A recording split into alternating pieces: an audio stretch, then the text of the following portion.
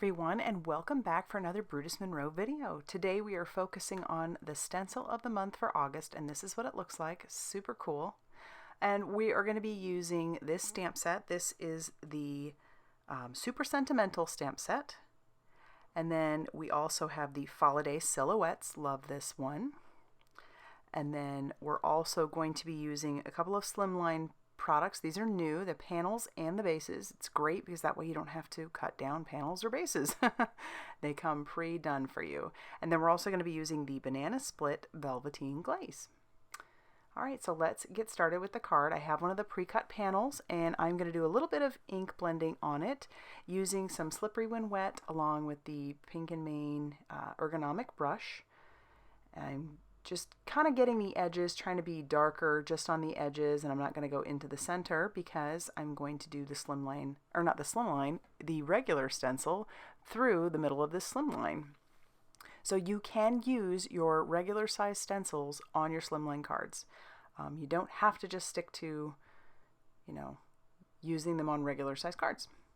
I do want to use a little bit of pixie spray on my stencil. I'm going to put this at an angle. I'm putting it down onto my Wendy Vecchi craft station. And then I'm going to use a palette knife to grab out some of that Banana Split Velveteen Glaze. And I am going to try to put this on fairly thin. But with a product like this that is fluid, that's why I use the pixie spray. It's not a super delicate stencil, but it definitely has some thin lines, and I didn't want this product to be squishing underneath the stencil. So now I'll just try and pick up the excess and put that back into the jar, and then make sure that I close up that jar pretty tightly so that nothing dries out. And then I'll remove my stencil and go clean everything off, but this is what we have, and I love that through the center. So all right, now that everything is cleaned off, we just have a piece of cardstock that I have cut down to 4 1/4 by 5 1/2 inches, and I'm going to take all the fall leaves that came in the Falliday silhouettes, and we're going to put that onto this panel. I'm going to end up using 2 panels like this, but I'll pick that up, and then I'm going to ink this up with that Slippery When Wet. That was the first color that I'm using. I'm going to do some rock and roll. So if you are new to stamping, you've probably not heard of this. If you aren't new to stamping, this might be something that you've already heard of. And if not, or maybe, it's an older technique, here's a refresher, and maybe it'll get you inspired to come on out and try it again. So here's a mistake I made. I cleaned all this off, and then I peeled up my stamp. And I knew I screwed that up. So I'm going to try my best to reposition that. And I actually do pretty well. But yeah, don't do what Cassie did. Make sure you keep your stamp there, because for this next part, you're going to want to leave them there. And you're just inking up the edges. So this next color is Traffic Cone by Hurley. And I'm inking up the edges, just the edges. And don't worry about harsh lines. You can either use a dry baby wipe or one of your towels or whatnot to kind of just soften up the edges, which is what I did. And then stamp it down. And I think that looks pretty cool. So then I'll pull in the next panel and we'll do the exact same process, just working on those edges. The microfiber cloth does a really good job of softening the edges if you just kind of pounce it. You don't have to obviously wipe it all off, just pounce. And you'll be left with, a pretty natural sort of look. But then we'll just stamp that down again. Some of my edges are a little bit harsh, but I actually don't mind. All right, and then we're going to clean it off one more time, and we're going to grab another color, and this color is the Game Over color. It is perfect for this color combination. It looks definitely very fall.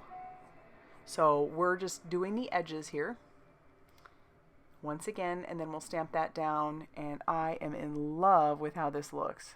So then, of course, we'll do it on the final panel as well, just inking up those edges and do the same thing.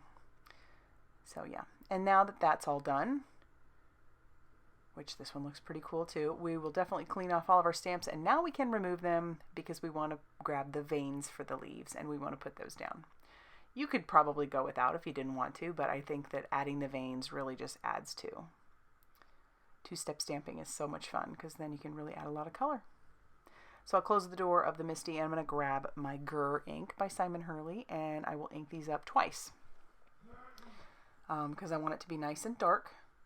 So I'll stamp that down, ink it up one more time, and then I'll do that for the other one as well. And then once I'm done, I'm going to actually fussy cut all of those leaves out. I know some of you are cringing.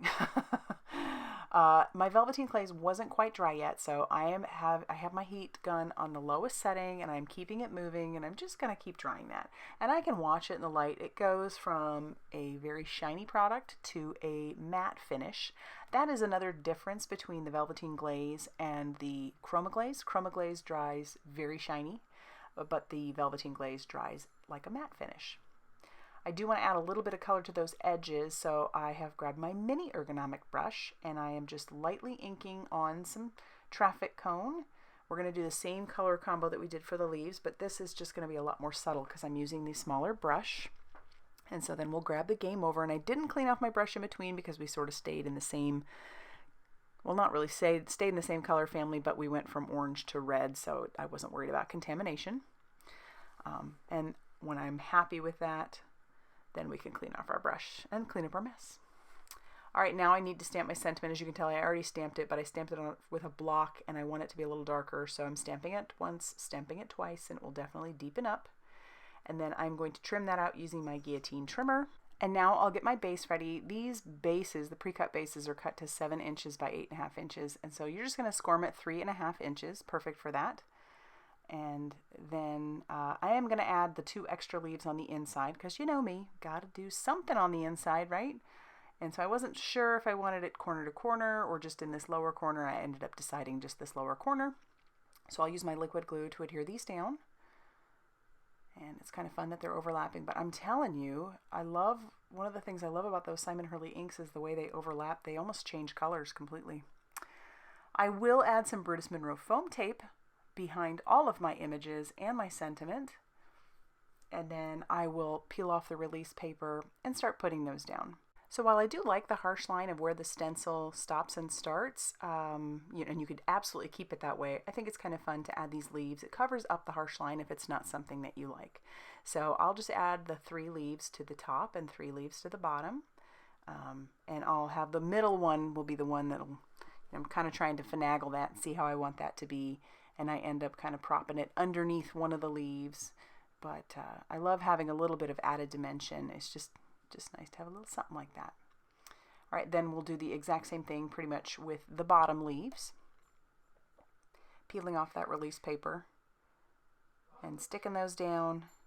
And then this one, I'll just have to use a little bit of liquid glue because it definitely overlaps one of those pretty well. And then we'll tack down our sentiment as well.